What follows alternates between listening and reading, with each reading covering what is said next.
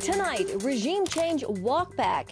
President Biden's sunset speech eclipsed by a call to oust Russian President Vladimir Putin. For God's sake, this man cannot remain in power. This as Russia shifts its focus eastward, waging an increasingly bloody war on Ukraine. And the White House announces an even bigger budget for the next fiscal year. Plus, the slap heard around the world. Oh, wow! Wow! The hit moment everybody's talking about at the Oscars. All this and more tonight on Faith Nation.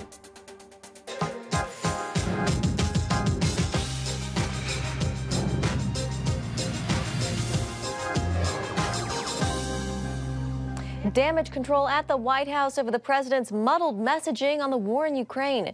Good evening in Washington, D.C. I'm Jenna Browder. Military troops in Ukraine claiming several victories as Russian bombs continuously fall across the region. Both sides will come together for peace talks tomorrow.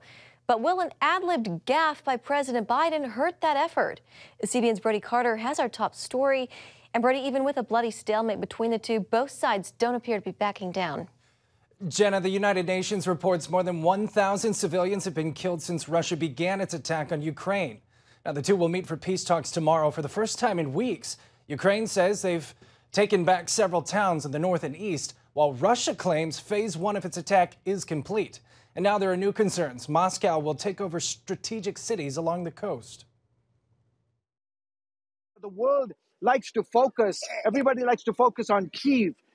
When is Kyiv going to fall? When are the Russians going to take over the city? And I think that's a little dangerous because at the same time the Russians continue to make advancements both in the northeast, the east, as well as the southern parts of the country. And they continue to make advancements. Recent advancements include 2 Russian cruise missiles that destroyed this oil depot in Lviv, less than 50 miles from the Polish border. Another hit a Ukrainian defense facility. Russian troops are closer than ever to sacking the port city of Mariupol. Ukraine's president is asking for 1% of NATO's weapons to fight Russia, but also says he's ready to discuss and adopt a neutral status and not join NATO. Tuesday, both sides are scheduled to meet for ceasefire negotiations in Turkey. Don't even think about moving on 1 single inch of NATO territory. Over the weekend, President Biden caught Russia's attention after meeting with refugees and Ukrainian troops. For God's sake, this man cannot remain in power. Biden's unscripted gaffe insinuated the U.S. wanted to remove President Putin from power. The White House quickly backpedaled. Monday, Biden saying this. I was expressing the moral outrage I felt towards this man. I wasn't articulating a policy change. President Biden's job approval has fallen to its lowest level since taking office, dropping below 40%. And this new NBC poll, it also shows 7 in 10 Americans have low confidence in his ability to deal with Russia's invasion of Ukraine. Jenna, back to you. All right, Brody Carter, thank you very much. And here with us now, James Brooke, visiting fellow at the Foundation for Defense of Democracies. James, welcome. It's great to have you with us this evening. So the White House and the president today in a news conference with reporters walking back his comments. Some think, though, that he really meant what he said and kind of slipped by saying the quiet part out loud. What did you make of the president's gaffe, and what could the foreign policy repercussions be here? Well, I think it was a little bit over the top, and I do think that Biden meant it. And it is fairly radical. If you go back to 1987, when President Reagan told Gorbachev, tear down this wall, he didn't tell the Soviets, tear down this man, Gorbachev. So there's no time in American history has a U.S. leader called for the overthrow of the man in Moscow. So it's new. Yeah. It is interesting. You know, apparently Putin is obsessed with the moment that Muammar Gaddafi was taken and beheaded and ousted of Libya. So that's certainly something that he's thinking about. That comment came at the end of the president's trip to Poland. Earlier in the trip, he seemed to tell U.S. troops they would soon be heading into Ukraine. Today, the president, in that same news conference, he walked that back too, saying, you know, he actually denied what he said. What are the implications of that gaffe from a president who's repeatedly insisted on no U.S. troops to Ukraine? I don't think there will be American boots on the ground in Ukraine. I think he overstepped, and that was a mistake, a verbal gaffe. But he did say that the U.S. and NATO will protect every inch of land inside NATO, and Ukraine is not inside NATO. What do you think Vladimir Putin is thinking about all of this as he's watching and listening? Well, I think he's determined to do what he thinks he has to do, which is at this point probably destroy Ukraine to save it. In doing so, he will irrevocably destroy the relationship between the Ukrainian and Russian peoples. He turns 70 in October, and he's going to do a lot of damage between now and then. But the Ukrainian people will survive. They will win in the long run. And it's a shame this is happening. And I'm more worried about the chemical and nuclear threats, which is a different ball of wax. Yeah. All right. James Brooke with FDD. We have to leave it there. Thank you so much. Thank you. Well, meanwhile, the president also unveiled his 2023 budget proposal today. The nearly $6 trillion plan includes increased funding for national defense and police departments, while also trying to tackle record-high inflation and raise taxes on America's wealthiest. CBN News Capitol Hill correspondent Matt Galka joins us now to break down the proposal. Matt?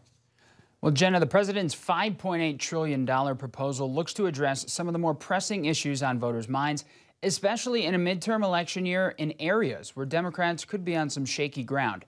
The budget stressed defense and safety. With Russia's war with Ukraine still ongoing, the president wants Congress to fund more than $813 billion for national security, an increase of more than $31 billion from last year.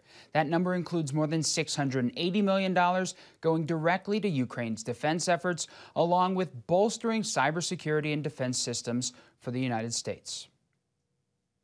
This budget provides the resources we need to keep Americans safe, ensuring that our military remains the best prepared, best trained, best equipped military in the world.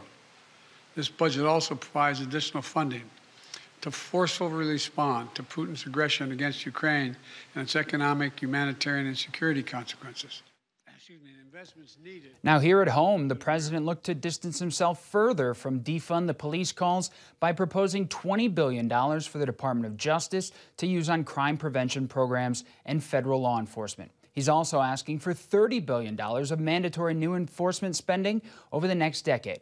The president also proposed a so-called billionaires tax, a 20% minimum tax rate for the wealthiest Americans aimed at reducing the deficit. President Biden echoing a call from many progressives in his party, asking the wealthy to pay their fair share.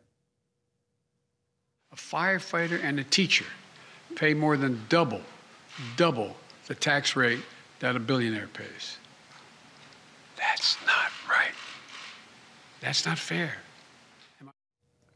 Now, the administration says the call for higher taxes on the wealthy and a call for higher corporate taxes won't affect people making less than $400,000 a year. Now, all of this is just a proposal or a blueprint for Congress outlining the issues the president and some Democrats could fight for in the coming months. Congress will have the final say. Jenna? All right, Matt Galka, thank you very much, Matt. And joining us now, Nathan Gonzalez, editor and publisher of Inside Elections. Nathan, good to see you this evening. So this new budget proposal, it comes at a time when Americans, of course, are facing historic levels of inflation. The president's approval rating hitting a new low, falling to just 40% in the latest NBC News poll. That is the lowest of his presidency so far. Where does the administration go from here? Well, I want to stress what Matt said there at the very end, that this is somewhat aspirational, that there's kind of a tradition in Washington that the president releases a budget and then Congress ignores it. I mean, ultimately, Congress is the one who's going to decide the spending in the budget. And I think the White House, in this case, has to be a little bit careful about how they portray the budget, that there is a concern with inflation that spending more is just going to make it worse. So Democrats are going to have to be very strategic about how they talk about where the money is going, that in this case, President Biden is suggesting. Because overall, President Biden's job approval rating is not good. That's leading to a potentially good to great Republican midterm election cycle. And Biden has to regain the confidence of particularly independent voters that the country's headed in the right direction, or else Democrats are going to be sent a message by voters in November. Yeah, and in that same NBC News poll, the economy, voters cited the economy as the #1 issue they want the president to tackle. Today in Florida, Governor Ron DeSantis signed Florida's contentious LGBT bill into law. It's called the Don't Say Gay bill by opponents, and it keeps teachers in kindergarten through 3rd grade from talking about gender and sexual orientation issues in the classroom. Nathan, as we look ahead to November and the midterm elections, how big of an issue is education and, parents' rights in these elections?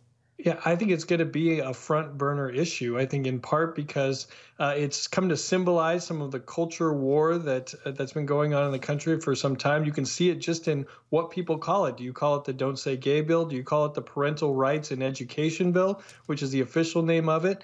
And it is, I think it's also going to be a front burner issue because it's now tied to Florida Governor Ron DeSantis, who is viewed as, who is viewed as having aspirations, or he's going to be a part of the discussion, maybe for president in a future cycle. And so that combination of factors, I think, is going to help this bill in particular be a litmus test, I think, in a lot of races and a lot of issues.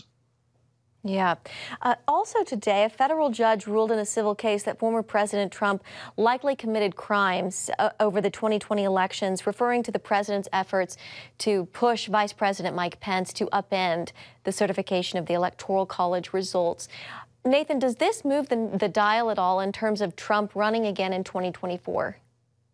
I don't think so. I think, President Trump's going to make up his own mind. I think no matter if Republicans do well or do poorly in the midterms, he'll figure out a way to use that as a launching point. And there was always so many legal problems circling around Trump. But yet it never quite seems to reach him. And so we'll see if this ends up being different from the pattern. But I'm skeptical. Right now, him being in legal trouble, he uses that as a badge of honor and just says, hey, people are out to get me. This is a witch hunt. So he'll use that as fodder to at least make it through the primary. Yeah. All right. Nathan Gonzalez of Inside Elections. Good to have you this evening. Thank you, Nathan. Thanks, Jenna. And coming up, a new definition for going off script and turning the other cheek. What happened behind the scenes before the all-star slap at the Oscars?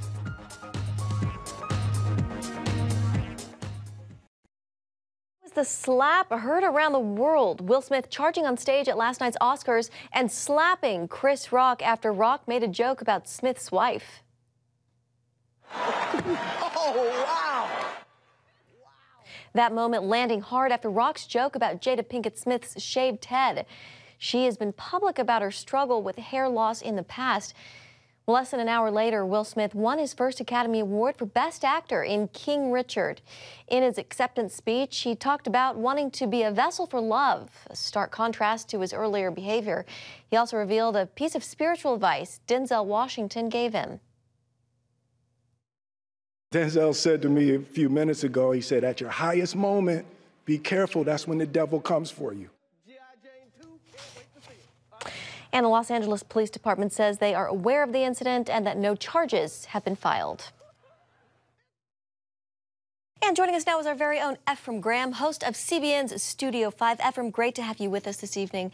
So I know you recently interviewed Will Smith for his role in King Richard, which he, of course, won Best Actor for. In his acceptance speech, he called his character, Richard Williams, a fierce defender of his family. What do you think? Do you think he thought that this slap was justified? I believe in his mind, yes. Of course, we don't condone it, but I think Will Smith was coming from a place of, and he says it in his acceptance speech, that in this job we're called on to take things and to take a beating. But I think you simply reached a breaking point. I don't believe the one joke alone was it. He talks often about Richard Williams being a fierce defender, as you mentioned, and what he loved about the character was the way that he defended his daughters and protected them. And I think he was acting out of protecting my wife. Jada Pinkett Smith suffers from alopecia. She talked about this a couple of years ago, which forced her to lose her hair. And I'm thinking Will Smith may be sitting here thinking, okay, it's my night. You can come for me, but not my wife, not my children. And we saw that play out on stage. Certainly no one justifies going up on stage and slapping anyone. But I do believe Will Smith was coming from a place of don't attack my wife. This isn't the first time that Chris Rock has called out and attacked verbally Jada Pinkett Smith, and I'm so sure it was building up to this moment. Yeah, we should mention Chris Rock has said he won't press charges, assault charges, so there is that. What do you make of Denzel Washington? He told Will Smith about the devil that, and this is a quote, that's when the devil comes for you at your highest moment. Your thoughts on that, Ephraim? Absolutely. Will Smith has been vocal. When we talked about the film King Richard, he talked about his faith more openly than he ever has. And he said, even in his acceptance speech, in this time in my life, in this moment, I am overwhelmed by what God is calling on me to do and to be in this world. I'm being called on in my life to love my people, to protect my people, and to be a river to my people. So he feels that his career, certainly the trajectory is changing, and he is working now, often like Denzel says, I've gotten all the awards, I've made all the money. I now am only called on to give back. So for Denzel to come to him, to comfort him and give him that word of advice when he got off stage, and it wasn't just Denzel. Tyler Perry also went over to him. Bradley Cooper went up to him as well to comfort him in that moment. Certainly a difficult moment for Will Smith and for us all to witness. There's pressure now for the Academy to take back Will Smith's award. Ephraim, is this something, Smith will end up losing? Yeah, I would be surprised to see him lose the award. There's been talk and calls for that. And I know that there is certainly a character clause that the Academy has as far as being present at the awards and behavior. I hear the calls. Will Smith, when he got up on stage to accept the award, he did apologize to the Academy. He apologized to his colleagues and those in the audience. He apologized for what happened. I would be surprised. I do think, because Will Smith has learned lessons in forgiveness, that there will be a conversation between him and Chris Rock at some point. We saw this play out when the relaunch of The Fresh Prince of Bel-Air. He and the actress who played his mom had a beef for many, many years. Will Smith said, before I could relaunch this and do this, I realized I had to go and make peace and deal with this. And they did this for the world to see. It may take some time for him to understand and to arrive at that point in this instance, but I do believe there will be a conversation between the two of them and forgiveness on both sides. All right, Ephraim Graham, host of CBN Studio 5. Thank you, Ephraim. Great to see you. You too. Thank you. When we come back, the historic summit in the Middle East as the Iran nuclear deal and security in the region hangs in the balance.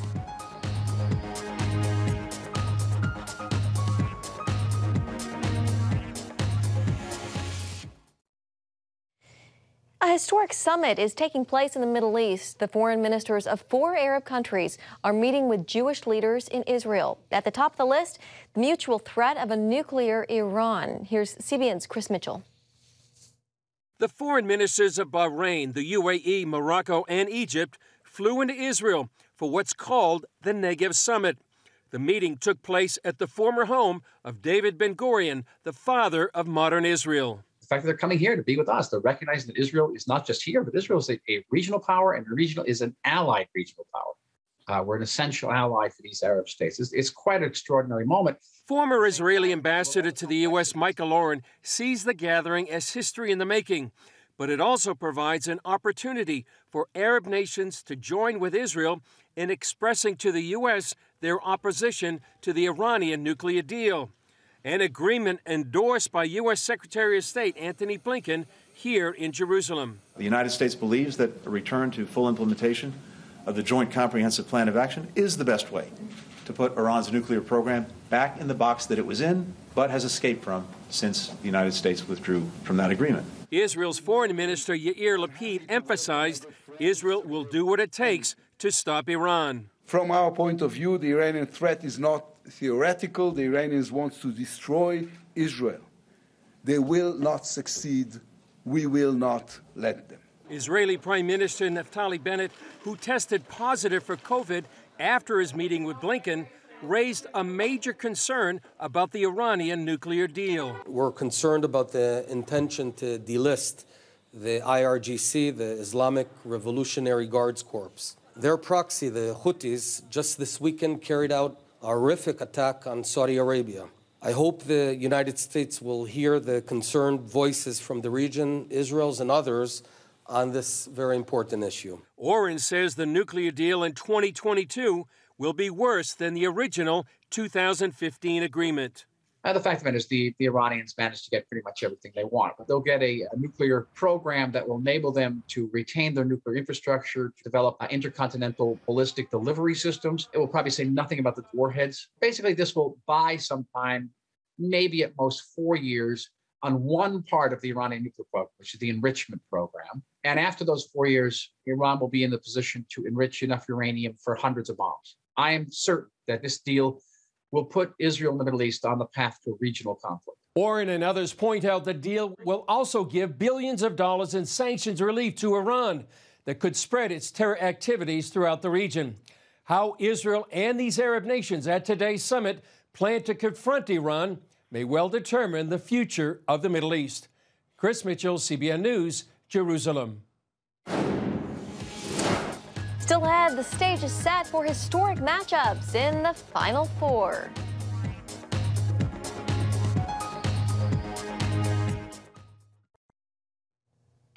Finally tonight, it is the stuff of Final Four fan fiction. Blue Bloods cruise to the Final Four. Duke, North Carolina, Kansas, and Villanova facing off in colossal clashes. North Carolina ended St. Peter's Cinderella run in the NCAA tournament last night after the Peacocks made history as the first 15 seed to play in the Elite Eight. That loss setting up the most anticipated game in Duke-UNC rivalry history.